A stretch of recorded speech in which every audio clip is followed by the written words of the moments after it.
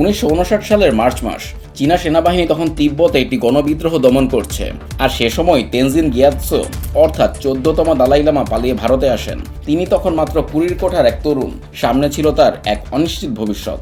বিশ্বের খুব কম দেশই চীনের এই পদক্ষেপের বিরোধিতা করতে চেয়েছিল। তিব্বতের জনগণ ও সংস্কৃতিকে রক্ষার দায়িত্ব এসে পড়ে তখন দালাই লামার কাঁধে। তবে কয়েক দশকের নির্বাসন সত্ত্বেও দালাই লামা শুধু তিব্বতীদের আধ্যাত্মিক নেতাই নন, হয়ে উঠেছেন তিনি বিশ্বজুড়ে শান্তির প্রতীক এবং অন্যতম প্রভাবশালী ধর্মীয় ব্যক্তিত্ব। তিব্বতের অসহিংস আন্দোলনের জন্য 1989 সালে নোবেল শান্তি পুরস্কারে ভূষিত হন তিনি।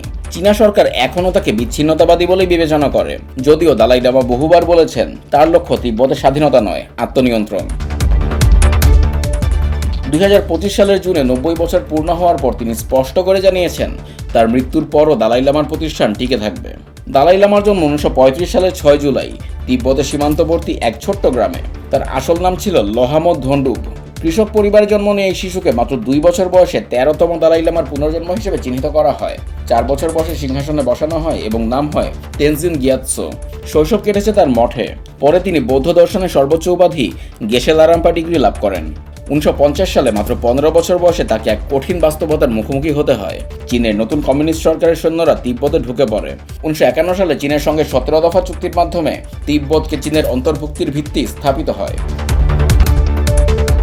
1959 সালের 10 মার্চ একটি সাংস্কৃতিক অনুষ্ঠানে যোগ দেওয়ার জন্য দালাই লামাকে আমন্ত্রণ জানান এক চীনা জেনারেল। তিব্বতীদের সন্দেহ হয় এটি হয়তো অপহরণের ফাঁদ। তিব্বতী জনতা সেই জেনারেলের বাসভবন ঘিরে রাখে। অচিরেই তার রূপ নেয় বিক্ষোভে।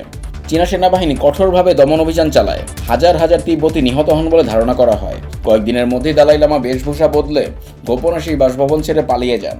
হিমালয় পাড়ি দিয়ে 15 দিনের দীর্ঘ যাত্রার পর ভারত সীমান্তে পৌঁছান তিনি। ভারত সরকার তাকে আশ্রয় দেয়। তিনি ভারতের ধর্মশালায় তিব্বতের নির্বাসিত সরকার প্রতিষ্ঠা করেন। প্রায় 80,000 তিব্বতী তার সঙ্গে নির্বাসনে চলে যায়।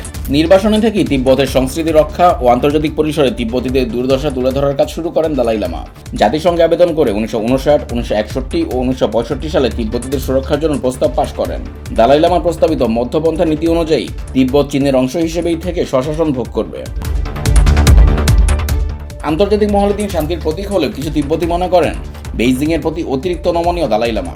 2008 সালে লাসায় চীনা নিপীড়নের বিরুদ্ধে বিক্ষোভে বহু মানুষ নিহত হয়। ঐতিহাসিকভাবে দালাই লামা ছিলেন তিব্বতীদের রাজনৈতিক ও আধ্যাত্মিক নেতা। 2011 সালে তিনি রাজনৈতিক ক্ষমতা নির্বাসিত সরকারের কাছে হস্তান্তর করেন। বয়স ও স্বাস্থ্য সংক্রান্ত কারণে পরবর্তী প্রজন্মে উত্তরসূরি প্রশ্ন নিয়ে বাড়তে থাকে উদ্বেগ। প্রথমে তিনি বলেছিলেন পুনর্জন্ম নাও হতে পারে, তবে 90 বছরে পৌঁছে ঘোষণা দেন দালাই লামার প্রতিষ্ঠান চলবে। তিনি স্পষ্ট করে বলেন, কেবল আমার দপ্তরই নতুন দালাই লামার পুনর্জন্মের স্বীকৃতি দিতে পারবে, অন্য কারো কোনো অধিকার নেই। চীনের দাবির বিরুদ্ধে এটা ছিল কড়া বার্তা। বেইজিংও পাল্টা জানায় পরবর্তী দালাই লামা তাদের অনুমোদন ছাড়া বৈধ হবেন না। দালাই লামা অবশ্য বলছে তার উত্তরসূরি চীনের বাইরে স্বাধীন বিশ্বে জন্ম নেবেন, তবে সেই ব্যক্তি কে হবেন তা এখনও অজানা।